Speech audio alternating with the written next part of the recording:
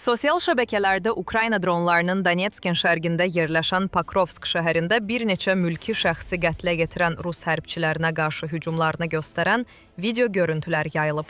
Videoda Ukrayna qüvvələrinin müxtəlif Rus mövqelərinə endirdiyi zərbələrin anları əks olunub. Görüntülərdə Rus əskərlərinin dron hücumlarından qorxaraq panika içində qaçmağa çalışdıqları görünür. Ukrayna qüvvələri Pokrovskdakı dəmir yolu vağzalının binasında gizlənmiş Rus diversiya və kəşfiyyat qrupunu aşkar edərək zərərsizləşdirib. Bu qrup şəhərin mərkəzinə sızaraq dəmir yolu yaxınlığında bir neçə mülki vətəndaşı öldürüb. Həlak olanlar arasında bir qadın və yaşlı kişi olub. Başqa bir qadın isə yaralanaraq ərazidən təxliyə edilib. 7-ci Hava Desant Briqadasının məlumatına görə Pokrovskun müdafiəsi əlavə qüvvələrlə gücləndirilib.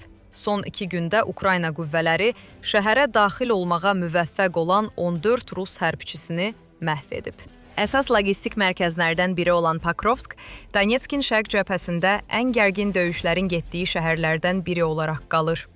Rus qoşunları şəhəri cənub, cənub-şərq və cənub-qərb istiqamətlərindən mühasirəyə almağa və Ukraynanın təchizat marşrutlarını kəsməyə çalışır. Ukrayna qüvvələri isə Rusiyanın mərhələli irəliləyişini ləngidərək onların Dnepropetrovsk vilayətinə doğru hərəkətini dayandırmağa çalışır. Daimi təzyiqlərə baxmayaraq, Ukrayna müdafiəçiləri dron zərbələri və müdafiə manevrləri vasitəsilə mövqelərini qorumaqda davam edirlər və ərazi baxımından ciddi irəliləyiş əldə edilməyib.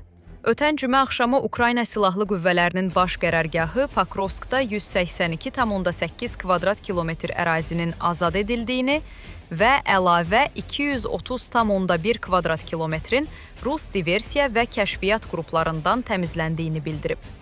Baş qərargah şəhərdə və ətraf ərazilərdə sabitləşdirmə tədbirlərinin, əks diversiya əməliyyatlarının və aktiv müdafiə hərəkətlərinin davam etdiyini vurğulayıb.